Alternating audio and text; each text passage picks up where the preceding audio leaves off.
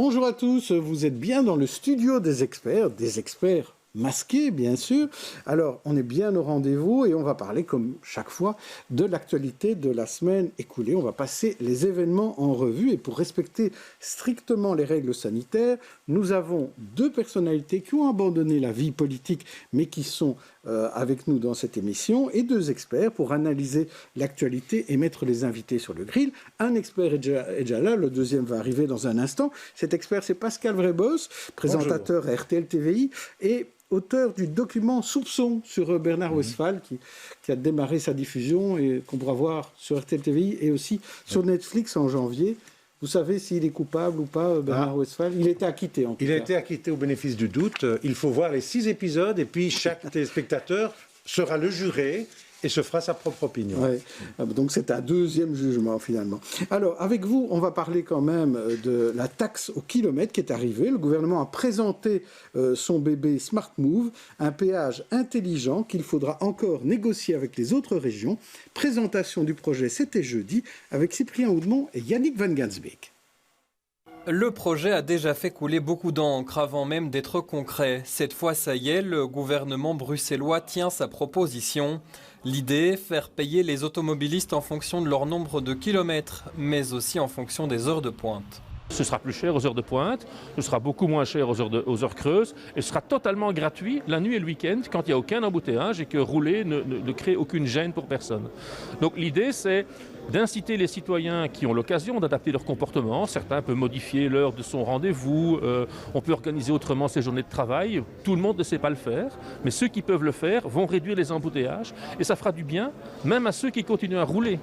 Et pour cela, il faudra s'enregistrer sur une application au moment de prendre la route ou payer un montant forfaitaire de 6 € par jour. Pour les Bruxellois, cette taxe kilométrique remplacera la taxe de mise en circulation. S'ils roulent moins en voiture, ils vont payer moins parce que pour l'instant, tout le monde paye le même montant. On paye tous chaque année le même montant de taxe de circulation. Alors, si vous roulez moins, vous payerez moins et comme ça, on veut vraiment inciter les gens que si vous pouvez rouler à vélo, prendre le transport en commun, marcher, faites-le. Comme ça, c'est bon pour votre portefeuille, mais c'est aussi bon pour la qualité de vie à Bruxelles. Mais là où ça coince, c'est pour les navetteurs wallons et flamands. Payés pour rentrer dans Bruxelles, la pilule ne passe pas. Je comprends les réactions émotionnelles des Wallons et des Flamands, mais aussi rationnelles pour voir que si avec notre système, on voit qu'à Stockholm, à Londres et Milan, ce système a fonctionné, il y a moins de congestion, les gens en sont contents. Pourquoi est-ce qu'on ne pourrait pas essayer d'avoir quelques concertations pour voir si on peut trouver des points communs? Ce ne sera pas facile, mais essayons quand même de le faire dans un esprit d'ouverture. Le projet Smart Move sera bientôt soumis aux partenaires sociaux, mais aussi aux autres régions et au fédéral. Les Bruxellois pourraient l'adapter. L'objectif, c'est qu'il devienne une réalité dès 2022. Alors les premiers échos sont négatifs dans l'opposition, chez les partenaires sociaux et dans les autres régions. Et vous, qu'est-ce que vous en pensez, Pascal Vrébos? C'est un problème très complexe. Alors que Bruxelles soit avec le moins de voitures, le moins de pollution, je crois que tout le monde est d'accord, à condition qu'on puisse se déplacer presque aussi vite, soit à pied, soit dans le transport en commun. Pour l'instant, c'est impossible. Donc il y a d'abord ce problème de mobilité qui, à mon avis, est beaucoup plus général que la taxe. Alors la taxe, le faire en pleine crise Covid, demander encore de l'argent aux gens dont certains ont vraiment beaucoup de difficultés, est-ce que c'est une bonne idée? 2, sans concertation avec les autres régions, alors que les autres régions sont La concertation va commencer. Oui, mais va commencer en imposant quelque chose d'extrêmement fort, avec même une grille des calculs. Ça me semble bizarre. Ça me semble bizarre exactement comme l'achat des terrains en Flandre et Wallonie, comme ça.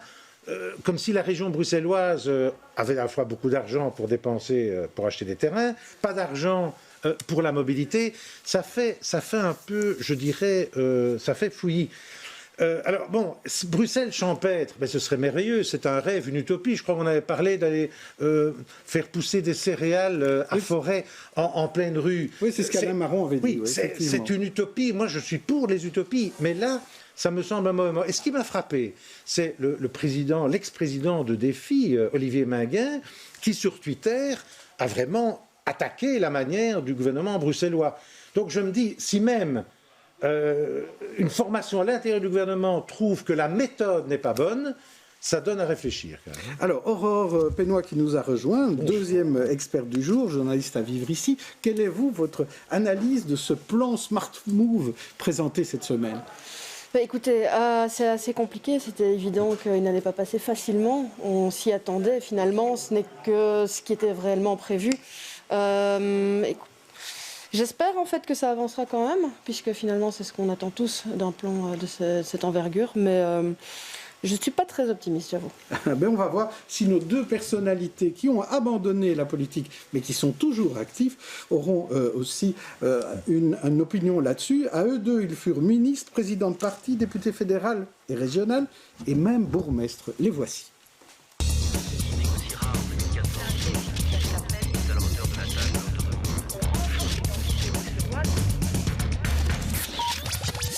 Nous recevons Joëlle Milquet, avocate, administratrice de l'RTBF, présidente du comité stratégique du Centre européen d'assistance électorale, et à ses côtés, Jean Demanet, président de la section PS de Chaumont-Gistou et aussi président du conseil d'administration du Botanique. Vous voyez, c'est deux personnes très actives qui n'arrêtent pas quand même de continuer leur activité, et on va voir ce qu'elles ont à dire sur les hommes et les femmes politiques qui gèrent actuellement notre région et notre pays. Alors tout d'abord, une première réaction, on va commencer par vous, Joëlle Milquet, par rapport à ce payage intelligent, cette taxe au kilomètre. Est-ce que, d'abord, c'est une bonne idée, et deuxièmement, est-ce que c'est la bonne manière de faire par rapport aux autres régions ?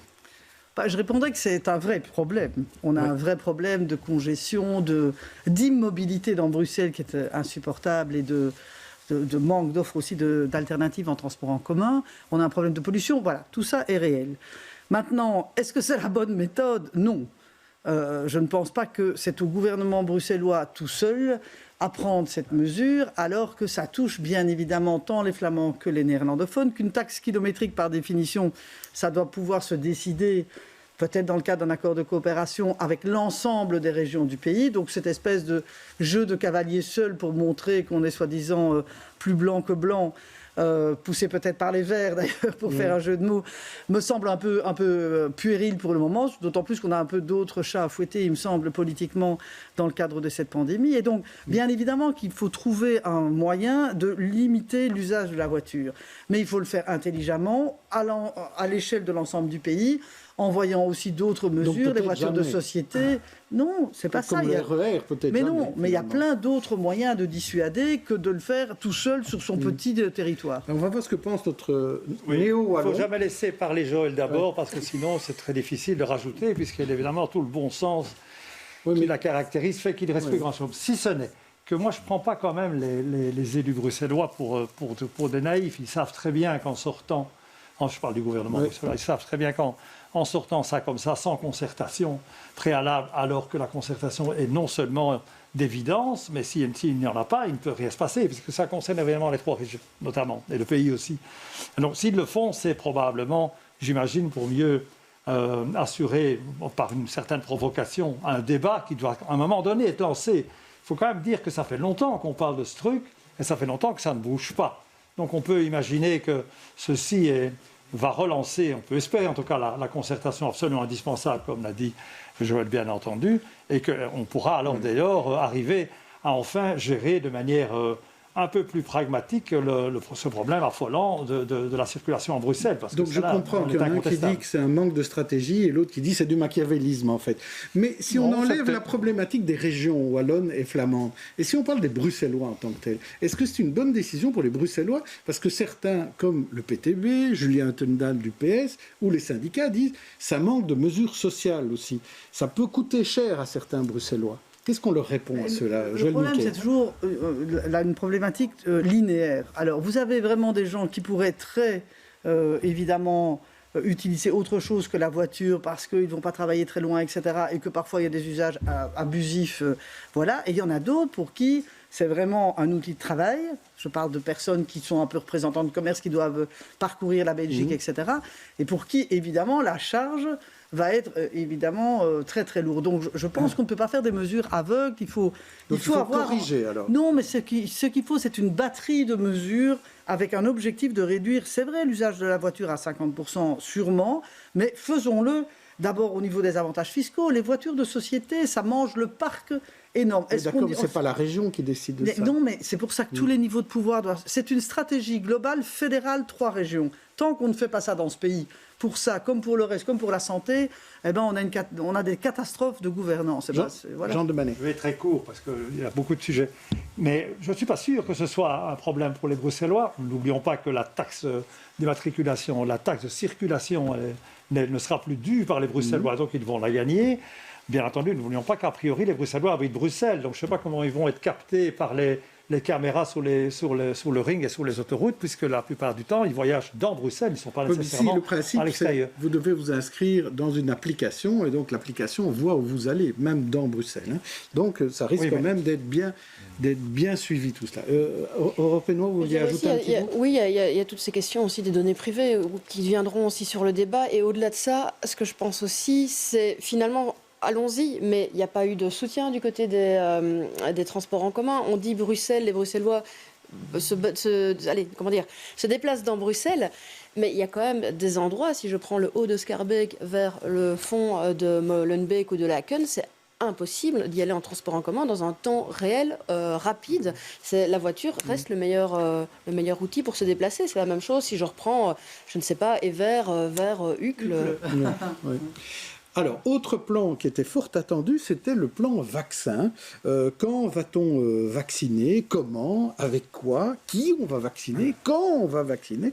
Toutes ces questions, pas toutes répondues, comme disent certains. Aurélie Van Welt a enquêté là-dessus. On y est presque, le déconfinement s'approche et pour cause, les vaccins devraient arriver très prochainement en Belgique. Le point de départ, c'est qu'on reçoit de Pfizer le premier vaccin pour 300 000 personnes. Ça, c'est la seule certitude. Les derniers détails de la stratégie de vaccination sont désormais connus, une stratégie qui se fera par phase.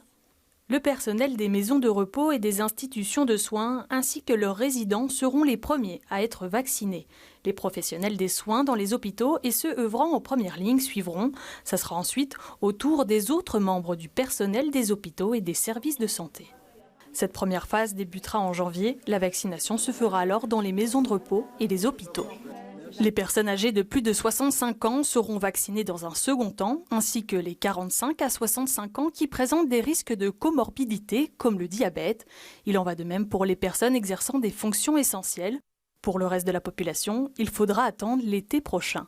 Ces personnes pourront se faire vacciner dans les centres de tri et de vaccination. Il y aura des centres de vaccination, ça c'est sûr et certain. Maintenant, je ne peux pas encore vous dire où ils seront et comment. Il y a différentes hypothèses qui sont évoquées et qui sont analysées et qui sont même testées. Mais je pense qu'on va aller plutôt dans un principe de décentralisation des centres de test que d'ultra-centralisation. Les vaccins doivent encore obtenir le feu vert européen. Une fois cette étape franchie, la Belgique se dit prête à vacciner dès le 5 janvier. Alors ce plan vaccin, on l'attendait effectivement. Là, il est là. Oui. Pascal Vrébos. D'abord, ce qui est merveilleux, c'est l'émulation internationale en quelques mois. La concurrence aussi d'argent, mais la concurrence, quand je pense que pour le sida, il n'y a toujours pas de vaccin, ici, en quelques mois, vaccin. Donc moi, je dis bravo, extraordinaire. Et moi, je vous dis, je me ferai vacciner. Vous dites ça au second... Attendez, vous dites ça au second degré ou Non, je dis bravo. Il y a là, d'un point de vue scientifique, quelque chose d'extraordinaire. Non, moi, je me ferai vacciner, je le dis sans problème. Mais beaucoup de gens se questionnent. Pourquoi un vaccin, cette fois-ci aussi rapidement? Est-ce qu'il a été bien vérifié? Moi, les gens qui me parlent et qui ne sont pas des complotistes sont un peu méfiants. Et donc là, il va falloir... Alors, je ne sais pas comment, il faut réfléchir. Il faudrait peut-être des experts en sémiotique. Voir comment expliquer le plus simplement possible, le plus scientifiquement possible, pourquoi ces vaccins sont a priori sans danger, sans grand danger, et surtout, lequel choisir? Parce qu'il y a ce vaccin ARN, l'acide, etc. Ça, c'est tout nouveau, ça a l'air génial. Est-ce qu'il y a eu suffisamment de vérifications? Je crois qu'il faut beaucoup d'explications. Et je ne suis pas sûr que la lettre dont le ministre de la Santé vient d'annoncer la nouvelle ce matin, que chaque Belge va recevoir une lettre pour être convoqué, pour se faire vacciner, je ne suis pas sûr que cela va être explicatif. Donc là, il y a un boulot énorme est nécessaire. Alors, Jean Demanet, est-ce que vous trouvez, par exemple, par rapport à ça, que les politiques doivent se faire vacciner d'abord, à titre d'exemple? C'est une question qui revient souvent. Est-ce qu'il faut le faire d'abord, alors que ça ne fait pas partie des personnalités qui sont prioritaires, normalement? Ils ont déjà répondu. En tout cas, j'ai entendu la ministre de la Santé wallonne, ainsi que le Premier, qui a dit qu'eux attendraient leur tour, c'est-à-dire dans la suite qui a déjà été développée tout à l'heure, et qu'ils ne le feraient que si on leur demandait d'avoir une attitude exemplative pour convaincre les gens que le vaccin... Mais vous trouvez que c'est important, voilà. ça? Tout est important. Hein. Je crois que c'est important que tous les milieux, d'une manière générale, y compris les milieux culturels, se mouillent aussi là-dedans. Moi, je crois que la valorisation réelle, convaincre celui qui est dans le doute, il y a toutes les démarches qui vont être ceux de nos spécialistes et de tout le milieu médical, qui, eux, doivent bouger. Je ne pense pas que ce soit les politiques qui soient les mieux placés pour convaincre. Je crois qu'ils sont les mieux placés, en tout cas, pour amener à ce que d'autres milieux se mouillent là-dedans, de telle sorte qu'évidemment, cette vaccination soit une victoire. Je crois que c'est 70% qui doit se réaliser pour que ce soit opérationnel. Il faut les atteindre, absolument. Oui, un vaccin qui n'est pas obligatoire, mais qui est recommandé. Alors, Joël Milquet, vous, quelle est votre opinion là-dessus? Comment communiquer pour le mieux? D'abord, très rapidement, je suis d'accord avec Pascal de dire bravo au niveau scientifique et bravo à l'Europe, parce que c'est quand même la politique européenne qui a permis les commandes, l'organisation, les autorisations. Si on avait dû attendre la Belgique et nos 7 à 8 ministres, je pense qu'on serait vacciné dans 3 ans. Donc, c'est une très belle initiative européenne. Alors, oui, je suis un peu perplexe sur la liberté. Alors, je peux comprendre. Mais qu'est-ce qu'on vit pour le moment? On vit depuis des mois une restriction mais complète de nos libertés fondamentales que j'accepte parce qu'il y a une cause collective qui est la pandémie et qu'on doit protéger tout le monde. Et on est dans des mesures mais qu'on n'a jamais connues depuis la guerre par rapport à la pandémie et au risque de l'autre. Et par ailleurs, pour le vaccin, qui est quand même l'outil par excellence pour se protéger et surtout protéger les autres, on laisse la liberté. Je comprends, j'accepte. Mais si d'aventure il apparaissait après X mois, que au fond, quasi personne ou très peu acceptent de se faire vacciner et dès lors font courir des risques de pandémie et qu'in fine, on doit se retrouver dans des confinements, il y a quelque chose qui est complètement incohérent entre, d'un côté, la restriction complète de nos libertés qu'on doit accepter et que j'accepte parce qu'on a cette pandémie qui peut entraîner des morts et des malades très graves, et en même temps, une énorme liberté, parce qu'on joue, et tant mieux, et c'est une très bonne politique dans un premier temps, de jouer sur la responsabilité, le sens civique de tout le monde. S'il apparaissait que ce n'était pas le cas, on a des vaccins obligatoires pour les enfants. À un moment, si on voit que la pandémie continue, que les gens ne veulent pas se faire vacciner, il faudra quand même un peu réfléchir. Voilà. Européen. Et en fait, je me demande aussi dans quelle mesure certains États pourront mettre en place, en laissant cette liberté à leur population, mais d'une certaine manière, une façon d'aider ou presque d'obliger. Je pense, on a beaucoup parlé des compagnies aériennes qui allaient obliger les vaccins. Si effectivement les États commencent à se dire, voilà, toute personne qui rentre sur mon territoire sans spécialement l'obliger à sa population, peut-être pour garder la face d'une certaine manière ou aider à convaincre, mais si de cette manière ils mettent des restrictions, comme il y en a d'autres sur les visas et autres, je pense qu'effectivement il y aura un effet boule de neige. Et pour revenir sur la communication, j'ai l'impression aussi qu'il va falloir aussi faire des groupes cibles, parce qu'il y a déjà une méfiance à l'égard des politiques, il y a une méfiance à l'égard du pouvoir. Alors même si le Premier ministre et les ministres se font vacciner, j'ai pas l'impression que c'est là que ça va aider. Ce ne sera pas suffisant. On peut en plus imaginer effectivement au niveau des personnalités, des acteurs peut-être plutôt, effectivement, on parlait culturel et autres. Vacciner, ça aura un effet. Mais sincèrement, oui, je pense. Oui. Voilà, des gens auxquels certaines populations s'identifient. Des référents. Voilà, des référents vaccins. Voilà ce qu'on invente aujourd'hui. Alors, parlons de stratégie, justement. Parlons de la stratégie du gouvernement. On a parlé de choc cette semaine. C'était une déclaration de Frank Vandenbroek qui a mis le feu aux poudres. Répondant à la VRT en début de semaine, il a lancé « Fermer les magasins non essentiels, même si le risque était faible, nous devions obtenir un effet choc ». Et donc, du coup, ça a eu un effet choc sur tout le monde. Alors, Joël Milquet, est-ce que ces petites phrases, dites comme ça, au détour d'un couloir ou de la rue de la Loi, est-ce que ça n'a pas un effet négatif sur une véritable stratégie gouvernementale? Vous avez été dans quelques gouvernements, vous avez vécu ça aussi. Comment est-ce qu'on peut faire en sorte que ça ne se passe plus, ça? Alors, je vais dire deux exemple. choses. Je vais d'abord parler des choses essentielles et puis de la petite phrase, parce que parfois, à force de glosser sur des petites phrases, on en oublie l'essentiel. Mon parti, en tout cas, n'est pas dans le gouvernement, mais on a attendu des mois pour avoir un gouvernement, d'avoir un capitaine, parce qu'on a vu avec Maggie de Bloch ce que ça donnait. Si Maggie de Bloch avait, à l'époque, pris les mêmes mesures aussi sévères que ce gouvernement-ci, il y a quelques semaines, on n'aurait jamais eu une première vague aussi meurtrière. Ce qui s'est passé pour la première vague est une honte de gouvernance qui a créé des morts. On a tendance à l'oublier. Et donc, on voulait un gouvernement, on en a un. On voulait un capitaine, on en a un, notamment, qui est M. Van den Broek, dont on connaît l'expérience, peut-être le caractère un peu hautain, mais quand même l'efficacité. Donc, on a un gouvernement qui a pris des mesures sévères. Bon, certes, elles le sont beaucoup. Je regrette comme tout le monde. Moi aussi, à Noël, j'aimerais bien pouvoir revoir plus de monde, etc. Mais il faut quand même savoir qu'au moment où ils ont pris cette mesure, rappelons-nous dans quel contexte on était. On était au-dessus de la première vague, avec des hôpitaux et des services de soins intensifs complètement débordés.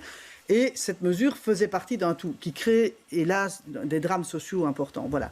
Ça, c'est pour le contexte et l'explication des mesures. Alors oui, bien évidemment que c'est très malheureux qu'au détour d'une petite phrase, parce qu'on est un peu distrait, parce qu'on pense que peut-être on a raison, etc., on sort une phrase de cette manière-là qui peut avoir l'air de remettre en cause la légitimité d'une mesure qui peut être dramatique, alors que d'autres pays ont aussi fermé des magasins tout autour de nous en Europe. Donc c'est malheureux, bien évidemment, ça aurait dû être évité, tout comme je pense que le jour où on a annoncé des mesures très dures, où tout le monde espérait un petit relâchement, moi comme les autres, pour Noël, je ne pense pas qu'il fallait triompher, dire qu'on est ravi des mesures. Je pense qu'un peu plus d'humanité dans l'expression, voire peut-être pour Noël, pouvait avoir lieu, c'est vrai. Mais de là, aller faire un foin pendant une semaine, par rapport et venant d'un parti de la majorité qui a dit oui au comité de concertation, notamment le MR, ils ont un vice-premier ministre, et puis on vient faire tout un tintouin qui, quand même, lézarde cette majorité qui a quand même besoin un peu d'unité, qui donne une image lamentable dans le pays, qui a quand même besoin de savoir qu'à un moment, il y a une unité de pensée et de gestion, où tout le monde vit quand même des moments hyper compliqués. Ce deuxième confinement est 10 fois plus lourd que le premier, il fait froid, on n'a pas beaucoup de perspectives à part le vaccin. Moi, je trouvais que voilà, la polémique, je peux la comprendre, et cette phrase est malheureuse, et je la regrette, mais je trouve qu'il ne faut pas oublier l'ensemble, et qu'elle a été peut-être montée en exergue pour des petits jeux politicards entre partis de la majorité que je déplore. Voilà. Passons à autre chose. Jean Demanet. Oui, enfin, moi je ne suis pas sûr que ce soit si malheureux que ça. D'abord, il faut rendre hommage à celui qui ne manie pas la langue de bois. On a critiqué souvent les politiques en disant que la vérité, ce n'est pas eux qui la sortaient. Ici, le moins qu'on puisse dire, je sais que sa carrière ne dépend pas de ce qu'il va faire ici, puisqu'il est un homme qui a sa carrière avant lui, bien entendu, et que donc il peut se payer un peu tous les luxes d'ailleurs, il ne doit pas être réélu demain, etc. Mais en attendant, il a pris une position que moi je trouve un peu intéressante, enfin assez intéressante, parce qu'en fait, il dit la vérité, deux, c'est vrai qu'il a raison quand il dit que l'idée de provoquer un choc, pas par rapport évidemment aux indépendants. Le problème, c'est que ça tombe sur les indépendants, les cafetiers, les restaurants, etc. L'idée, c'est qu'il faut être dur pour que les gens respectent. Au fait qu'on veut éviter les rassemblements. Et que donc, ce qu'il a voulu dire, enfin, ce qu'il a peut-être mal exprimé, mais je pense qu'il a raison, c'est qu'il faut mettre tout en œuvre pour qu'il n'y ait pas des masses de gens qui se dirigent vers un endroit et qu'on connaissait toute la suite. Et donc, en cela, on ne peut pas lui reprocher. Pour le reste, moi, je suis d'accord quand on dit qu'on donne une mesure exagérée à ce qui est un phénomène qui est quand même important, qui est celui évidemment de lutter contre la propagation. Ça, mais si l'idée, c'est plutôt de voir, est-ce que la stratégie du gouvernement d'être dur, est-ce que c'est la bonne stratégie ou est-ce que ce n'est pas bonne cette stratégie Aurore Pénois. Je pense que jusqu'à présent, elle montre une certaine efficacité, puisqu'après chaque confinement, on voit effectivement cette vague qui redescend. Mais je regrette un peu aussi qu'il n'y ait pas eu une petite légère souplesse, finalement, dans les dernières mesures, parce qu'on a l'impression que la population en a tellement marre que cet effort supplémentaire, quand il faudra probablement, peut-être, lors de la troisième vague, le réitérer, j'ai l'impression que cette fameuse équipe de 11 millions, elle ne va plus suivre, en fait. L'équipe de 11 millions de Belges, Pascal Vreboss. Oui, mais c'est dur. Alors, c'est surtout dur pour ceux qui n'ont pas tous les mois une pension, un salaire qui tombe dans leur poche. Je pense que Frank van den Broek, type intelligent, carrière exceptionnelle avec des fautes, parce que je crois que quand il a tort, il croit qu'il a raison, l'argent brûlé, etc. Je pense que lui n'a jamais été indépendant. Il a toujours eu comme ministre et puis après comme académique. Voilà. Donc c'est dur et je pense que c'est nécessaire, mais il y a quand même tous ceux derrière qui souffrent d'un point de vue pécuniaire et aussi d'un point de vue psychologique. Alors nous, je pense que nous sommes des privilégiés, donc on n'a absolument pas à se plaindre, mais il y a des tas de gens qui sont seuls, qui n'ont pas beaucoup de communication et qui vraiment sont dans un grand désarroi psychologique. Alors, le petit mot de Frank van den Broek, Joël Milquet a raison, on peut faire une erreur.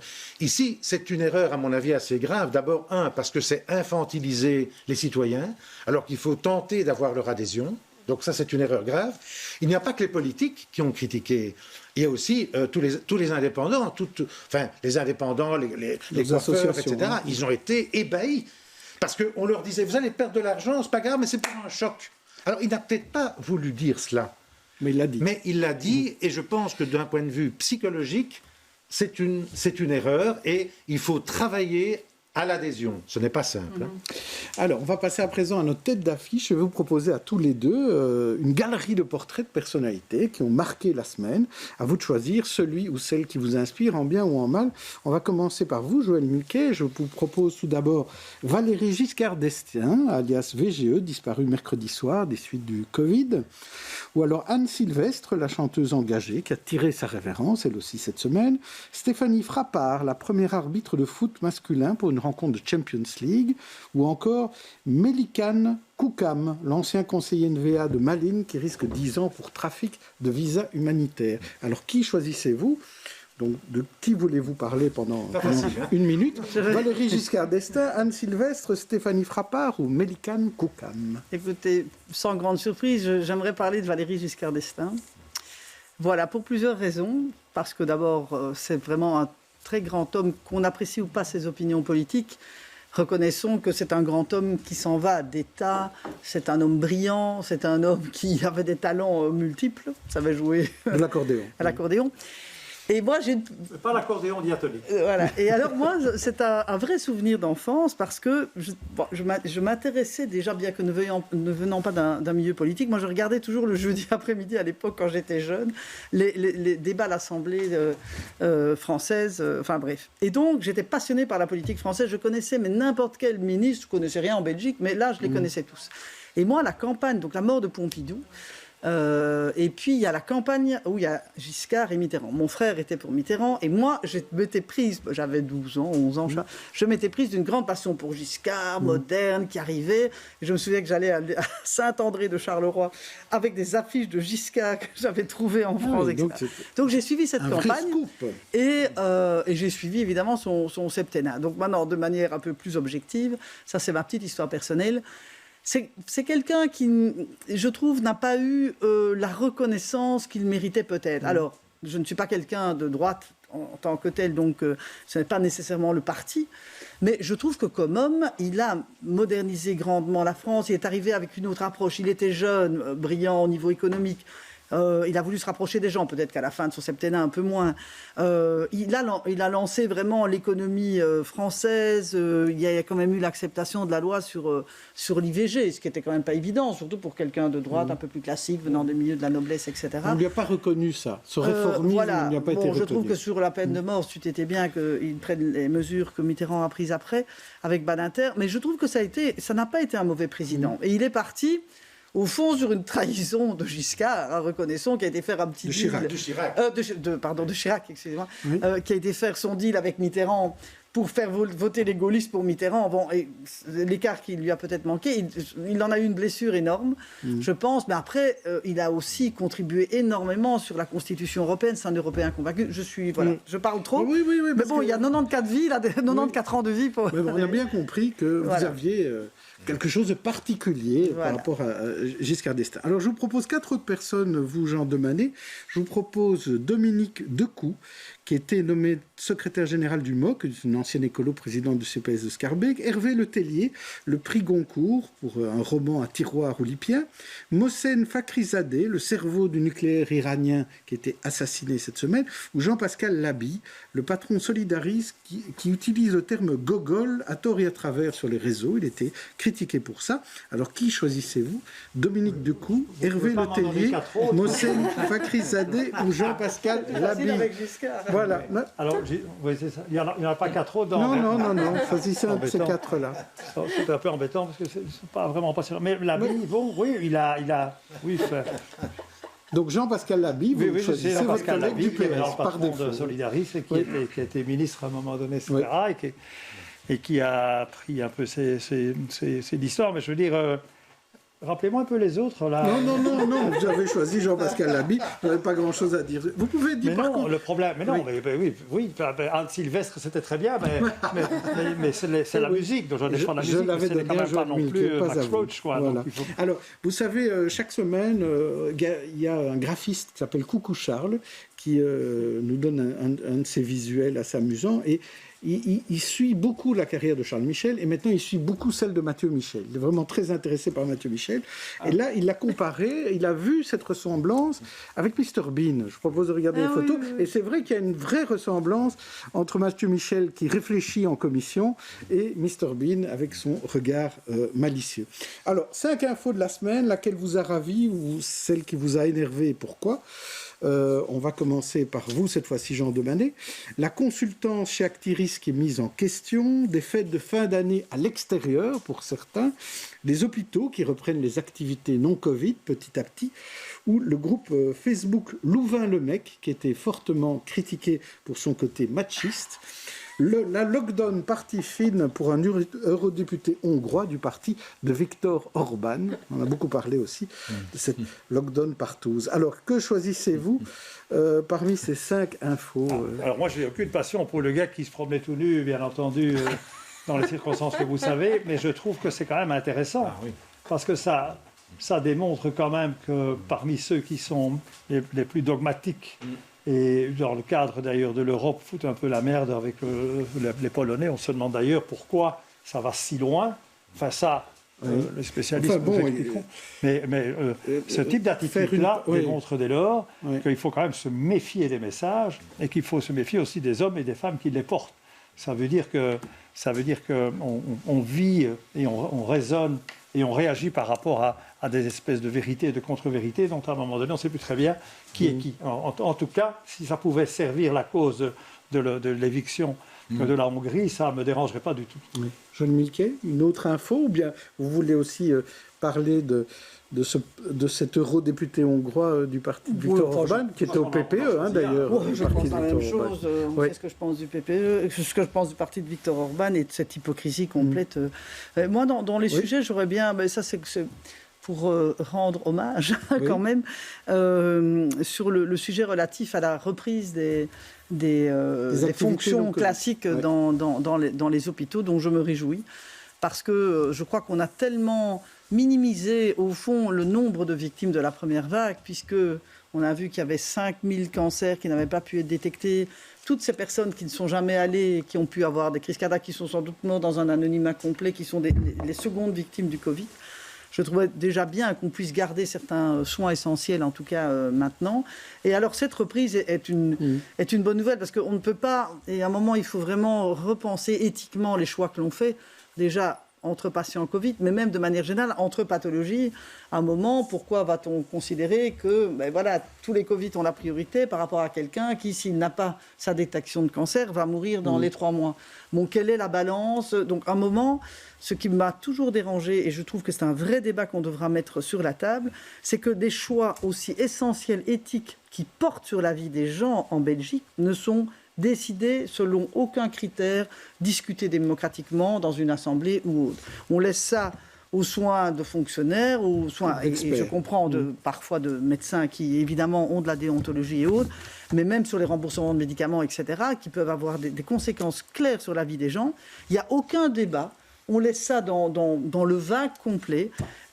Idem, quand on a vu ce qui s'est passé avec les personnes des maisons de repos qu'on a refusé parfois, alors qu'il y avait des places pour des raisons XY, décision qui n'a été décidée par personne à un niveau démocratique, mais qui cause la vie des gens. Et là, je crois qu'il y a un vrai problème. Alors, je ne sais pas si c'est éthique, mais il y a aussi une discussion de savoir quels commerces pouvaient rouvrir ou quels d'autres ne pouvaient pas rouvrir. Alors, mardi, c'était la libération, certes pour les piscines, pour les musées, pour les commerces non essentiels, mais pas pour ceux de proximité. Reportage dans une artère commerçante, la rue de Tongres à Etterbeek, avec Marie-Noël Dinan et Nicolas Skenartz. Dans les vitrines de la rue des Tongres, tout le monde s'affaire. À peine le temps de terminer le rangement que les premiers clients poussent déjà la porte de cette boutique de lingerie. Dès 10h du matin, déjà une cliente, donc c'est assez chouette de reprendre comme ça directement. Il était temps que ça ouvre, vraiment. Soulagement partagé par cette cliente présente elle aussi dès l'ouverture de ce magasin de vêtements pour enfants. Je me suis dit je vais arriver tôt et puis j'ai l'impression qu'ils ont ouvert un petit peu plus tôt que d'habitude et puis je m'étais dit que j'allais partir s'il y avait beaucoup de monde et donc voilà. Non mais je suis ravie parce que c'est long et puis pour les fêtes, etc. Donc je suis très contente. Après un mois de chômage économique, ce vendeur de costumes haut de gamme est lui aussi impatient de servir à nouveau ses clients, même si le protocole d'accueil lui semble un peu strict. C'est difficile à un client, après 30 minutes, de dire « Monsieur, dépêchez-vous, vous achetez pas ». Surtout ici, on est quand même dans une maison un petit peu haut de gamme, donc c'est un peu délicat. Ce bijoutier ressort enfin ses parures du coffre, non sans une certaine émotion. De voir des gens dans la rue, de voir un début d'animation, ça me fait tout chaud au cœur comme une première rencontre. C'est comme si pour la première fois de ma vie, j'ouvrais le magasin. J'ai ouvert pour la première fois à 26 ans, j'en ai maintenant 67, et j'ai la même émotion. Même si ce matin, de nombreux commerçants pensent aussi à leurs collègues coiffeurs, centres d'esthétique ou Horeca, toujours fermés, cette réouverture semble faire un peu de bien au moral. Tous ces magasins fermés, pour le moral. Mais aujourd'hui, alors vous avez plus le moral. Je fais les magasins, Bon, je ne sais pas si on se recoiffe le moral, mais en tout cas, on reprend le moral grâce au magasin, en tout cas. Pascal Vrebos. Oui, mais une réflexion que j'ai souvent entendue de la part de ceux et celles qui ne peuvent encore rien faire, c'est qu'elles ne comprennent pas, alors que dans les transports en commun, les gens sont agglutinés, masqués, mais agglutinés. Et donc moi je me demande, puisqu'il y a énormément d'experts pour le moment, par-ci par-là, pourquoi il n'y a pas des études vraiment scientifiques pour juger de la dangerosité pour certaines professions dans certains lieux. Voilà, par exemple les théâtres, avec un protocole convenable, est-ce que c'est plus dangereux d'aller dans le métro, si on a une heure de métro? Voilà, donc moi j'aurais bien aimé qu'il y ait une étude un peu plus scientifique et que les fermetures soient un peu plus justifiées ou pas. Voilà. Jean Demanet, vous qui vous occupez de lieux culturels, vous dites la même chose? En fait, je sais pas très, oui, tout à fait, mais je ne sais pas comment ça fonctionne. Moi, je m'occupe d'un château qui appartient à la Compagnie des Eaux, qui s'appelle le château de Modave. Et on a ouvert, réouvert... Attendez, juste avant d'acheter des terres agricoles en Wallonie, vous voulez dire que la région bruxelloise a acheté des châteaux les journalistes pour avoir de l'eau, c'est ça. En fait, c'est vous qui avez donné l'idée à Alain Marron. Vous, c'est pas moi, mais la compagnie. C'est vrai, les 450 hectares de terre, c'est les Bruxellois, à la demande de Léopold II d'ailleurs, et notamment un bourgmestre libéral de Saint-Jospenoot, Armand Steurs, qui a décidé d'exproprier 450 hectares pour que les Bruxellois aient de l'eau. Au fond, il n'a fait que la même chose, ou essayé de le faire, et ça n'a pas été très bien perçu à l'époque non plus. Mais enfin, revenons. Oui. Mais je veux simplement dire que le château, qui est un patrimoine remarquable de Modave, n'est pas traité de la même manière que les musées, ce qui fait que tous les efforts faits pour pouvoir le réouvrir et le faire visiter ne sont pas acceptés, puisqu'il s'agit là d'un patrimoine qui n'est pas considéré comme muséal. Donc il y a quand même un problème de cohérence aussi. Je dis ça à titre exemplatif. Il y a un problème de cohérence. Il est évident qu'on se demande un petit peu comment se font les choix et s'il y a bien quelqu'un qui réfléchit à la portée des décisions sur le terrain. Est-ce que vous auriez mieux fait le boulot à leur place? Non, mais je pense qu'on aurait pu peut-être plus s'appuyer sur les municipalités, ou en tout cas celles qui étaient volontaires, pour essayer d'aller plus loin dans la connaissance de l'exploitation du commerce. Parce que manifestement, ça patauge un peu de ce côté-là. Joël Miquet, là-dessus? Vous trouvez que sur les décisions au niveau des commerces, des musées, des piscines, il y a des bon? Oui, il y a immanquablement des incohérences. Ouais, tu peux dire que la piscine, c'est du chlore, et le chlore, ça tue. Mais non, mais allez, dans un club de sport qui a une piscine, la piscine peut ouvrir avec les personnes qui s'habillent, etc. Donc quand même, bon, avec des protocoles, mais bon, pour pouvoir aller rouler sur son vélo à côté, même si on met un protocole, ça ne va pas. Donc il y a quand même... Voilà, sur la culture aussi, il y a des incohérences parfois parce qu'on manque d'objectivité sur la prise de mesures et sur les lieux de contamination. Bon, on a dit, par exemple, sur les écoles, sincèrement, en 7 mois, vous avez entendu, mais tout est son contraire. Les enfants n'apportent pas de visite. Oui, les enfants peuvent, mais non, laisser des lieux de contamination, ça n'en est pas, ça en est. Bon, maintenant, par exemple, on voit que la diminution, en tout cas des cas, diminue un peu en raison de la réouverture des écoles. Qu'il y a plus d'enfants maintenant de moins de 18 ans ou de 10 ans qui sont contaminés. Pourquoi ? À cause des écoles. Je ne dis pas qu'il ne faut pas les réouvrir avec les protocoles, mais on manque tellement d'objectivité où parfois des experts se contredisent. Et ça, c'est vrai que c'est très compliqué pour la population d'adhérer dans des cas pareils. Aurore Pénois.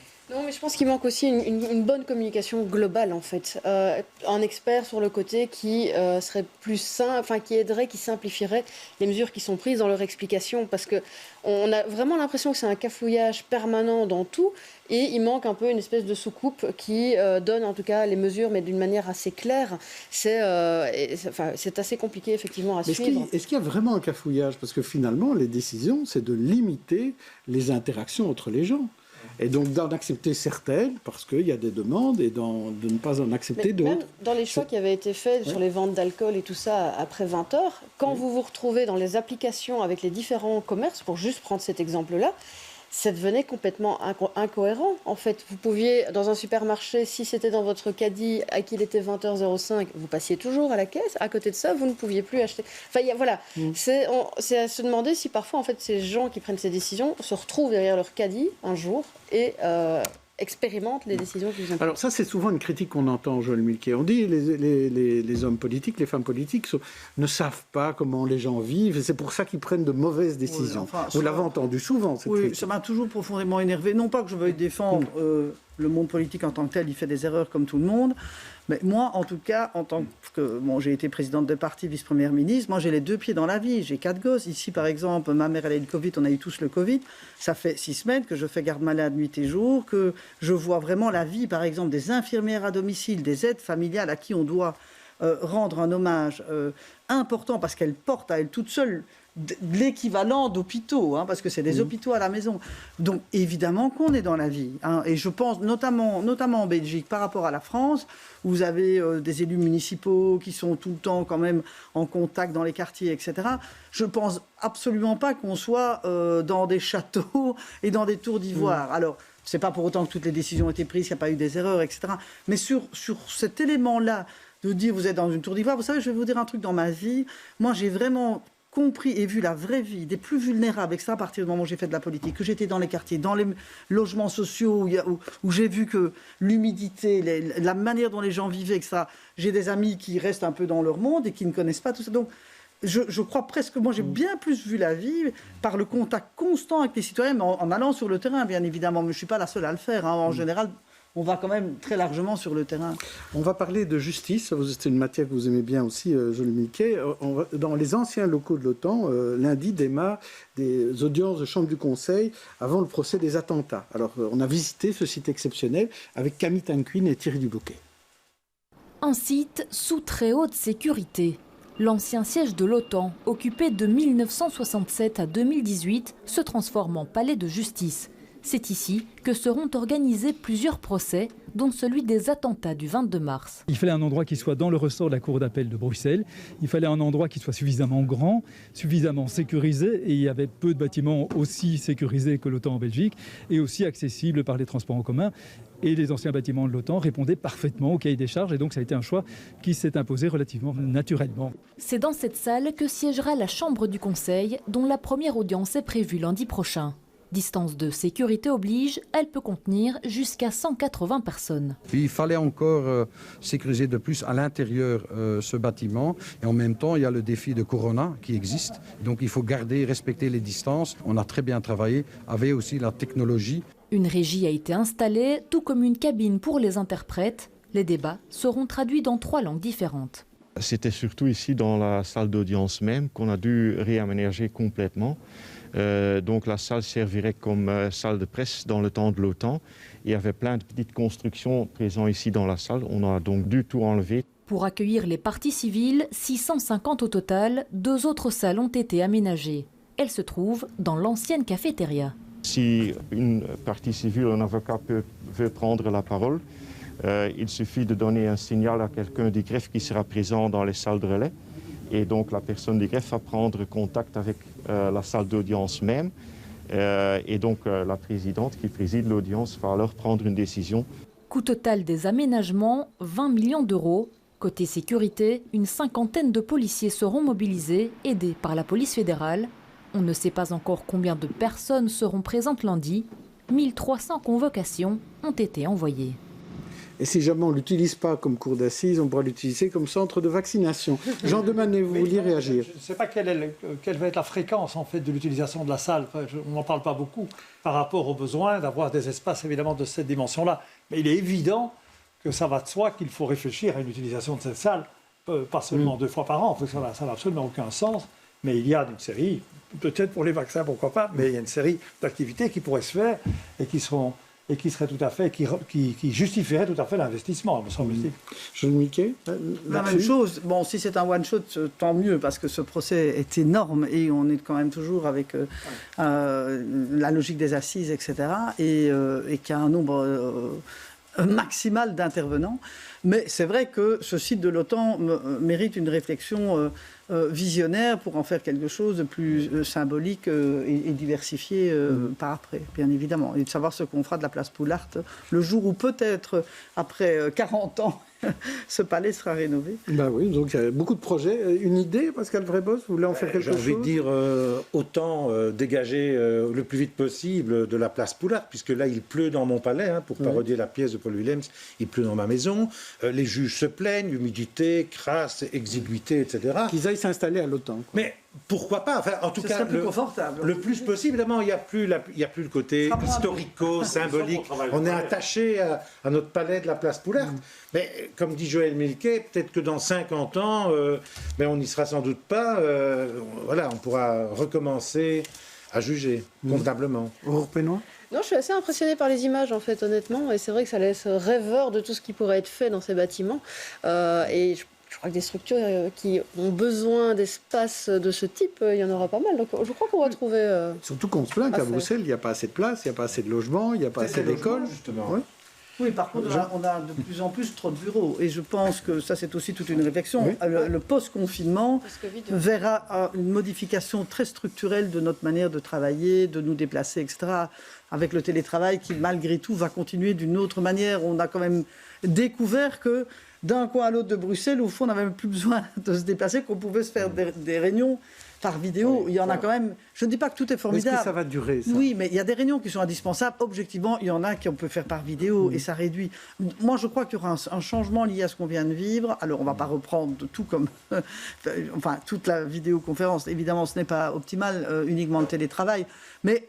travailler en hybride, je pense que ça permettra de vivre autrement. Et c'est là que peut-être pour refaire la boucle, du coup, en fait, le timing de la taxe bruxelloise de circulation, le péage, a sens aussi. En fait, le débat, finalement, tombe relativement bien, puisqu'on a toute cette réflexion de se dire, voilà, il y a plein de gens qui, je pense, vont arrêter de venir à Bruxelles, et ça va peut-être aussi inciter les entreprises à arrêter de louer des bureaux à Bruxelles et qui miseront peut-être vers une s'installer à Anvers au Brabant wallon, comme certains le proposent. Une dernière question pour Jean Demanet et Joël Milquet. Si on vous reproposait aujourd'hui, Jean Demanet d'abord, d'être de nouveau bourgmestre, est-ce que vous le seriez encore? Vous en avez parlé à l'autre. Non, mais peu importe la commune. L'autre, c'est des Mirkir dont vous parlez, qui étaient au Parti Socialiste. Et est-ce que vous referiez ça? Peut-être que tel que je l'ai vécu, pas par rapport à... Mais je me suis beaucoup mieux senti dans la peau de l'échevin que dans celui de bourgmestre. La fonction de bourgmestre est une fonction qui est excessivement prenante. Je ne l'ai pas refusée non plus. J'étais quand même de 1976 jusqu'à 2012, donc ça fait quand même un paquet d'années. Les fonctions de bourgmestre sont des fonctions qui sont tellement générales et qui obligent tellement une connaissance des dossiers de manière... parfois parcellaire, mais de manière la plus globale possible, pour essayer d'exister par rapport aux autres interventions de personnalité quelconque, mais la fonction des chemins, l'avantage, c'est qu'on travaille des dossiers. Donc si je devais refaire une vie politique, je ne suis pas sûr que c'est une bonne idée de redevenir bourgmestre, mais peut-être bien que chemin, c'est pas con. Bon, voilà. Joël Milquet, vous, si on vous reproposait d'être ministre, par exemple? Moi, j'ai voulu à un moment faire une pause au niveau européen, d'abord pour un peu changer d'air, et puis j'étais un peu épuisée de la... comment dire, de la violence du monde politique et d'une certaine méchanceté qui va croissant via les réseaux sociaux. Et à un moment, voilà. Mais je suis passionné, moi, par la gouvernance. Ce qui m'intéresse, moi, c'est les responsabilités. C'est de pouvoir gérer un moment, que ce soit à un niveau ou à un autre, que ce soit avec un titre de ministre ou sans titre de ministre et en dehors de la politique, c'est de pouvoir faire avancer ma société par rapport à un projet. Voilà. Alors ça peut être dans ce cadre-là, ça peut être dans un autre cadre. Moi, c'est les responsabilités qui m'intéressent par rapport à la collectivité. Mais par contre, quand on arrête comme ça, on se rend compte, moi, il y a une chose, voilà, je suis absolument pas faite pour être dans une logique privée. Je ne peux situer mon action que dans une action collective d'intérêt général. Là, maintenant, je travaille avec notamment une ONG européenne qui fait de l'assistance électorale en Afrique, etc. Parce que voilà, ça correspond à un projet. On peut le faire de différentes manières, un engagement de type politique, pas nécessairement en étant élu, peut-être en étant élu, en étant ministre, mais on peut très bien le faire en étant responsable de quelque chose. Et moi, c'est ce que j'aime faire, mais ça, je crois que c'est jusqu'à la fin de ma vie que je veux porter des projets pour les gens, voilà, d'une manière ou d'une autre. Et donc, être avocat, par exemple, comme vous y avez pensé à un moment donné, reprendre une carrière d'avocat. Je le suis depuis 2-3 ans par ailleurs, mais moi, mon vrai engagement est plutôt maintenant au niveau européen, mais c'est pas pour autant que je n'accepterai pas une responsabilité collective ailleurs, sans la demander ni rien, avec un titre ou pas un titre, qu'importe. C'est vraiment la responsabilité de faire bouger les choses qui m'intéresse. Autre question, il fera beau demain. Est-ce que vous participez à la régénérescence du CDH je suis membre du bureau politique. On m'a confié la tâche de m'occuper, notamment parce que comme je suis administratrice à la RTBF, de m'occuper de la tâche justement de tout ce qui relève de la démocratie médiatique, de la communication, de l'audiovisuel. Donc j'ai pris un groupe comme tout le monde. Pour le moment, voilà, vu le Covid, c'est un peu suspendu, mais je travaille, mais je ne veux pas faire le boulot du président, donc je reste à mon Même pas belle-mère. Non, je ne suis pas belle-mère, non. Il fera beau demain. Ce n'est pas pour autant que je ne donne pas de temps en temps mon avis ou un petit conseil. J'espère surtout qu'il fera beau demain pour tout le monde, hein, avant tout. En tout cas, moi, on m'a dit que vos interventions étaient toujours extrêmement intéressantes au bureau du parti. Ah, vous êtes gentil, ça. Non, j'essaie juste d'aider. C'est vrai que le monde politique n'est pas toujours méchant. Non, ben voilà, c'est bien. Ben bon, peut-être que quand on manque, là, tout d'un coup, non, mais moi, j'essaie d'aider et de dire des choses qui, j'espère, ont du sens, notamment en matière d'éducation et d'enseignement, parce que je n'ai pas beaucoup aimé les stratégies mises en place. Je trouve qu'on manque d'ambition. Je trouve que les jeunes sont oubliés dans cette crise, que personne ne parle des 15-25 ans qui voilà, c'est toutes des choses que je dis, je viens avec des petites idées, voilà. On ne me change pas. Vous les dites aussi, ici aussi. Et vous, Jean Demanet, est-ce que vous regrettez la vie politique, l'animation politique là? Enfin, je ne sais pas. Quand j'étais à l'école, là, à Saint-Louis, quand j'étais petit, on disait que je suis un non-émotif actif secondaire. Je sais pas, ça voulait dire. Ça voulait dire que c'est quelqu'un qui a besoin de bouger. Donc, je ne sais pas rester en place. C'est pour ça que je joue de la batterie d'ailleurs, parce que ça me permet un peu de me défouler sur d'autres. Vous devez rester devant votre batterie. Mais donc moi, si c'est un petit peu, ça rentre un peu dans ce que tu viens de dire. Hein, s'il s'agit d'une activité qui est débordante de points et de présence, ça me va tout à fait. Mais je n'ai pas une âme de fonctionnaire dans ce qu'on connaît évidemment du fonctionnaire, à savoir le fait que chaque jour se suit et ressemble à celui de la veille. Donc pour moi, l'aventure politique est une aventure passionnante, hein, ça c'est évident. On passe à nos coups de cœur.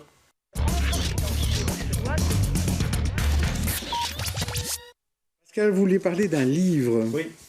Allez-y. Alors c'est aux éditions Samsa, c'est l'histoire d'un immigré qui est parti de Conakry, Franck Kourouma, et c'est une belle histoire qui réussit avec quelqu'un non seulement qui ne connaissait pas un mot de français, qui parle français maintenant, qui est intégré, qui a rencontré des gens formidables. C'est un conte de fées, presque un conte de Noël. Alors bon, il y a tellement d'histoires malheureuses de ces gens qui meurent en route ou qui sont dans des parcs où ils sont parqués, et ici, voilà une histoire de quelqu'un qui a réussi, sans doute parce qu'il a de l'empathie, de l'intelligence, et qu'il est tombé sur de bonnes personnes inattendues qui l'ont aidé. Et maintenant, il est là avec sa femme et ses 2 enfants. Voilà, tout ça dans le bouquin. Ça s'appelle Notre Soleil et c'est donc Franck Kourouma. Et vous, Aurore, vous voulez nous parler d'un projet qui s'appelle Origami. Je vous invite à chercher du coup sur Google. C'est Orig-Ami. Le concept, en fait, c'est d'offrir des tentes à des SDF dans les grandes villes de Belgique, et notamment évidemment à Bruxelles. Alors, ça ne va pas régler le problème des SDF d'une manière structurelle, mais c'est vraiment une aide rapide. C'est des tentes en carton qui sont transportables et Origami, bah oui, ça se plie, ça se déplie. C'est un peu l'idée. Et en fait, l'association qui est derrière ça cherche en ce moment la possibilité d'acheter à nouveau 100 tentes supplémentaires pour les distribuer. Elles sont à 20 €. Et donc voilà, si vous voulez faire un bon geste à la fin de l'année, c'est le moment de verser 20 €, en tout cas pour cette association et aider les SDF. Merci, je suis désolé, Saint-Nicolas n'était pas libre pour cette émission. On se retrouve la semaine prochaine.